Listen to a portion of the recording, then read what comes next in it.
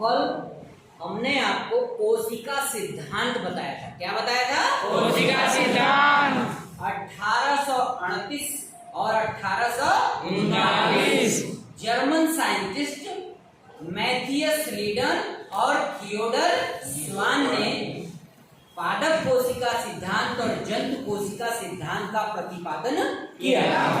आज हम उसी कड़ी में देखो कैसे चल रहे, कैसे चल रहे, ऐसे चल रहे, ऐसे कैसे जैसे हमने सबसे पहले जीवन की मौलिक इकाई से शुरुआत करी थी ना। Yes sir. इसमें हमने मौलिक इकाई को बाद में पकड़ा। सबसे पहले किसको पकड़ा? मौलिक इकाई जीवन को पकड़ा। किसको पकड़ा? जीवन को। जीवन को पकड़ा, उसे कस के जकड़ा और उसके बारे में जाना। फिर जीवन की मौलिक इकाई कोशिका के बारे में जाना, फिर कोशिका के सिद्धांत के बारे में जाना। अब कोशिका कह रही है भाई हमारी पढ़ाई भी तो करता। कोशिका क्या कह रही है? पढ़ाई पढ़ाई भी तो कर दो। हमारे पास हम भले छोटे हैं लेकिन विशेषताओं से भरे पड़े हैं। तो आइए बिना देर के आज हम सभी लोग कोशिका की विशेषताएं पढ़ेंगे। हिंदी में टॉपिक है कोशिका की विशेषताएं और इंग्लिश में इसे कहते हैं characteristics of cell. Characteristics of cell. क्योंकि हिंदी और अंग्रेजी दोनों जमाने के हिसाब से जानकारी रखना जरूरी है ताकि आप लोग पिछड़ न जाए। हाँ भैया, आपके फायदे की सारी बात होगी यहाँ पे। आइए आइए बिना देर किए, ये सोच रहे हैं दूसरी बात बता रहे हैं, हमारी पढ़ाई जल्दी से क्यों नहीं बताते? ठीक है ना? तो आओ बिना देर किए कोशिका की विशेषताएं एक एक करके सुनते हैं। आपके सामने यहाँ बोर्ड पे हमने 4 बातें लिखी हैं जो कोशिका की विशेषता से संबंधित है। ये एक एक लाइन को पढ़ते हैं और एक एक लाइन के बारे में चर्चा करते हैं। आइए आइए आइए, मेहरबान करना बोर्ड पर ध्यान दीजिए। किसी भी जीवित कोशिका की मूल विशेषताएं, किसी भी जीवित कोशिका की मूल विशेषताएं निम्नवत हैं।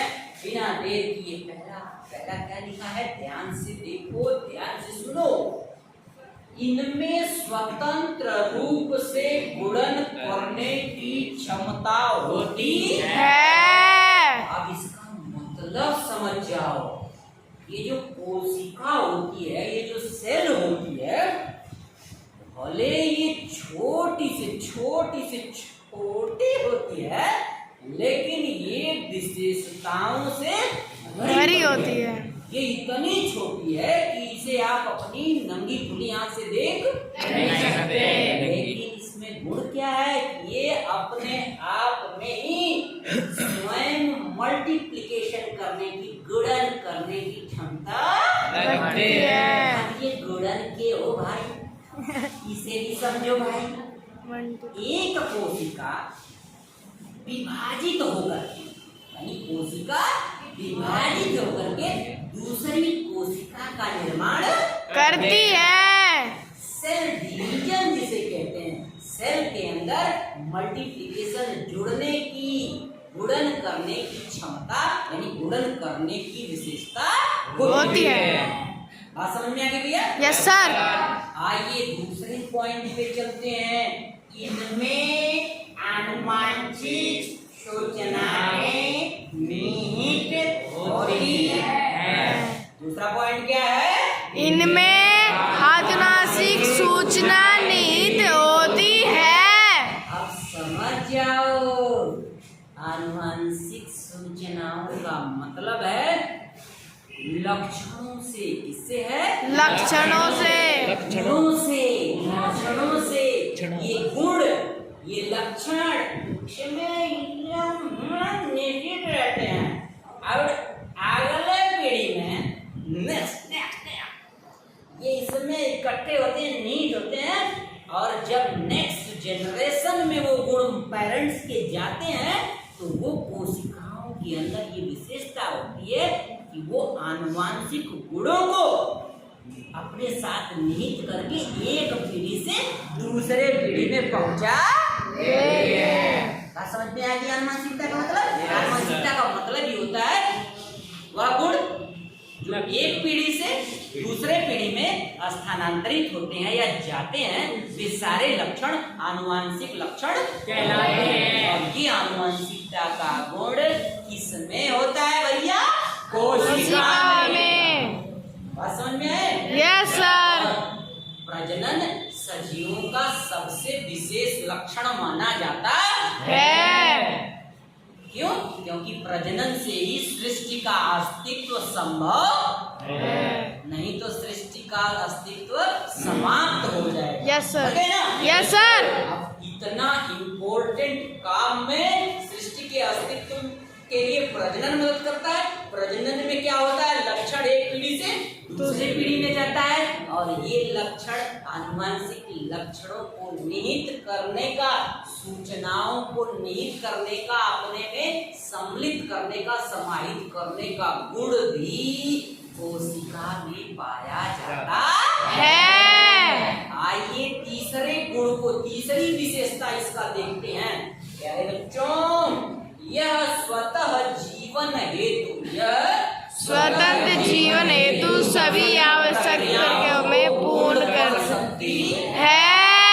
अब देखो कैसा छोटा, ऐसा छोटा जिसे बिना माइक्रोस्कोप के आप ठीक से देख नहीं सकते, लेकिन ये जीवन की समस्त आवश्यकताओं को स्वतः पूर्ण कर सकती है। जीवन की जो भी आवश्यकताएं होती हैं, जो भी नीड होती है, जो भी जरूरतें होती हैं, वो सभी लाइफ की जो सिम्टम होती हैं, उनसे जो नीड होती है, उन सबको पूरा करने की क्षमता ये कोशिका रखती है। कितनी बड़ी बात है ये देखो। जैसे हमारा जीवन चल रहा है, इस जीवन की जो आवश्यकताएं हैं उसको हमारे शरीर के अंदर पूरे करने की जिम्मेदारी किसके पास होती है? कोशिका के। किसके पास होती है? कोशिका। ये लास्ट पॉइंट देखिए, ये एक समान रासायनिक संगठन तथा उपापचयी क्रियाएं दर्शाती है। संगठन देखिए हमारे शरीर के अंदर, समझ रहे हैं ना? जो कुछ भी संगठित होते हैं, मिलते हैं, जुड़ते हैं, बनते हैं, जैसे हमने बताया होगा आपको, समान कार्य और संरचना वाली कोशिकाएं मिल करके ऊतक बनाती है। क्या बनाती है? ऊतक। और समान कार्य और संरचना वाले ऊतक मिल करके अंग बनाते हैं। क्या बनाते हैं? अंग। और समान कार्य और संरचना वाले अंग आपस में मिल करके अंग तंत्र का निर्माण करते हैं। और सारे अंग तंत्र आपस में एक जगह सेट हो जाते हैं तो पूरे शरीर का निर्माण होता है। शुरुआत कहाँ से हुई भाया? कोशिका। शुरुआत कहाँ से हुई? कोशिका। आधार कहाँ से चला? कोशिका। ठीक है भैया? और जो मेटाबॉलिज्म प्रोसेस होती है ना, उपापचयी क्रियाएं जो हमारे शरीर के अंदर चल रही हैं, आपको दिख नहीं रही होंगी, ये चलता फिरता कारखाना है, अंदर बड़े सारे विभाग काम कर रहे हैं। पाचन तंत्र है, श्वसन तंत्र है, उत्सर्जन तंत्र है कि नहीं है? परिसंचरण तंत्र है, ये सारे तंत्र आपस में काम कर रहे हैं ना। इन सब में कोशिका की मौजूदगी होती है। तो आपके सामने हमने आज कोशिका की बड़ाई खूब कर दी। बड़ाई करने में कसर तो नहीं छोड़ी भाई। अब कोशिका हमारे से खुश रहेगा। अरे भैया आज तो हमारी विशेषता बड़ी दमदारी से हुई, समझ रहे भैया? आ जाओ 1 मिनट में, सिर्फ 1 मिनट में पूरी समरी देख लेते हैं। ठीक है? आज सभी का ध्यान बिल्कुल इधर। जीवित कोशिका की मूल विशेषताएं निम्नवत है। इसमें गुणन करने की क्षमता, मेन चीज पकड़ो, मेन चीज। पहली विशेषता क्या है? गुणन करने की क्षमता। क्या है? गुणन करने की क्षमता। दूसरी विशेषता आनुवांशिक सूचनाएं निहित करने की क्षमता। आनुवांशिक सूचनाएं निहित करने की क्षमता।